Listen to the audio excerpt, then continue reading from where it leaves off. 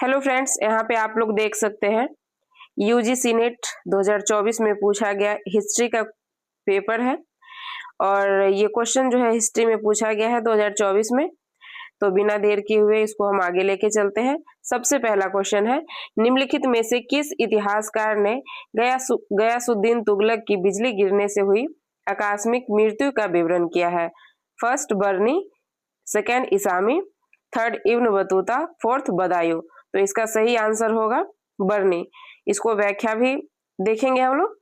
बर्नी ने गयासुद्दीन तुगलक की बिजली गिरने से हुई आकस्मिक मृत्यु का विवरण किया है। इब्न बतूता एवं इसामी के अनुसार राजकुमार जौना खां की मृत्यु साजिश के तहत हुई थी। क्वेश्चन नंबर सेकेंड है, अंग्रेज ईस्ट इंडिया कंपनी ने 1627 ईस्वी तक निम्नलिखित स्थानों पर फैक्ट्रियां स्थापित की। पहला है बड़ौदा, कलकत्ता और हैदराबाद। इसमें सही क्रम चुनना है। भरूच, अहमदाबाद, आगरा और मसूलीपट्टनम, बीकानेर, पानीपत और मैसूर, बम्बई, चंद्रनगर और पांडिचेरी। तो इसका सटीक आंसर होगा ऑप्शन नंबर 2, भरूच, अहमदाबाद, आगरा और मसूलीपट्टनम। देखते हैं इसकी व्याख्या को। कंपनी की पहली अस्थायी फैक्ट्री 1611 ईस्वी में मसूलीपट्टनम में स्थापित की गई थी और भारत में ब्रिटिश ईस्ट इंडिया कंपनी की प्रथम फैक्ट्री 1663 ईस्वी में सूरत में स्थापित की गई थी।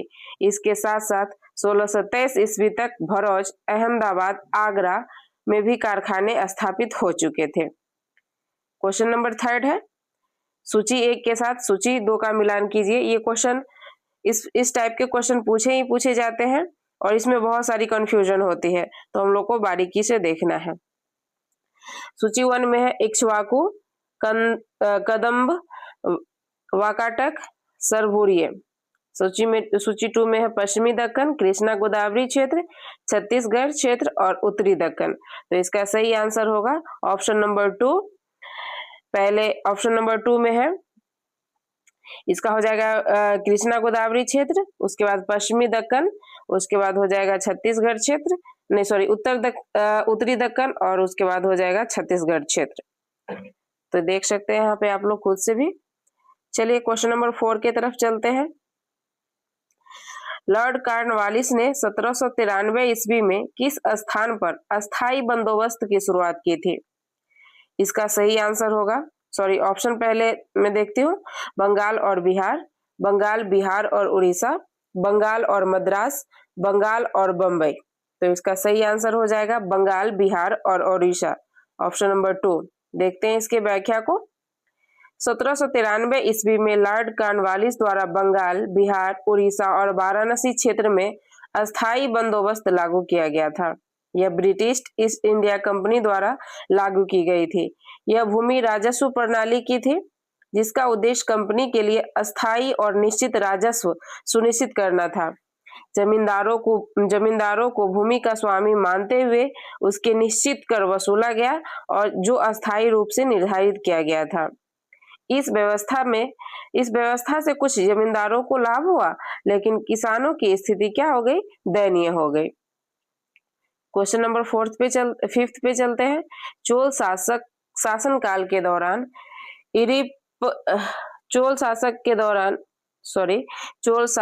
के दौरान इरिपत्तन का तात्पर्य था नगरों से संचालित व्यापारियों का समूह, पथरक या फिर उपकर का प्रकार, संरक्षित व्यापारिक नगर जो व्यापार के प्रमुख केंद्र के रूप में उभरे, और चौथा है नगर निवासियों की आचार संहिता।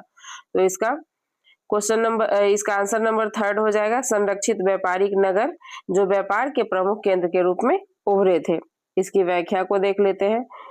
इरिविरपत्तन दक्षिण भारत और दक्षिण पूर्व एशिया के बीच समुद्री व्यापार का एक प्रमुख केंद्र था। कौन सा?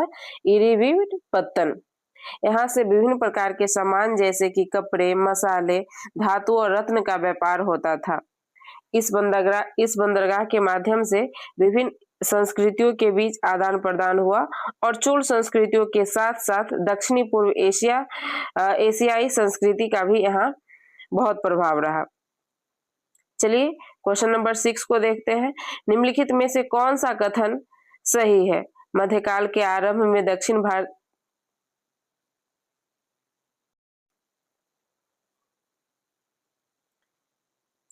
क्वेश्चन नंबर 6 है यहाँ पे,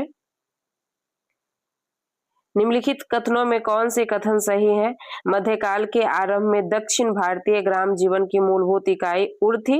उर ग्राम सभाओं के साथ साथ ग्राम से भी संबंधित था। और इसके ऑप्शंस देख लेते हैं। यहाँ पे देखिए, उर गैर ब्राह्मणदय ग्राम था। चौथा है नाडू, सभा और नगरम जैसे कॉर्पोरेट निकाय राजस्व के मूल्यांकन और संग्रह का कार्य नहीं करते थे। तो इसका सही आंसर हो जाएगा ऑप्शन नंबर 3। पहले ए होगा, उसके बाद बी होगा, उसके बाद सी होगा।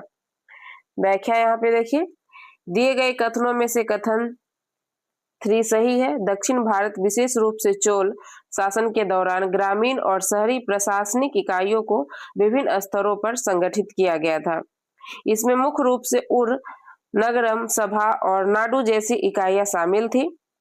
उर सामान्यतः एक साधारण गांव या ग्रामीण मूलभूत इकाइयों को दर्शाता था और उर गैर ब्राह्मण ग्राम होते थे।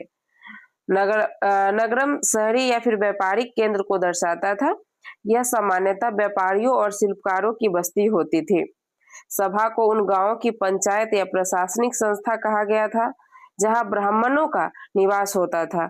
यह विशेष रूप से ब्राह्मणों द्वारा बसी बस्तियों के लिए प्रयुक्त होता था, जिन्हें ब्राह्मणदय गांव कहा जाता था। क्वेश्चन नंबर 7 को देखते हैं।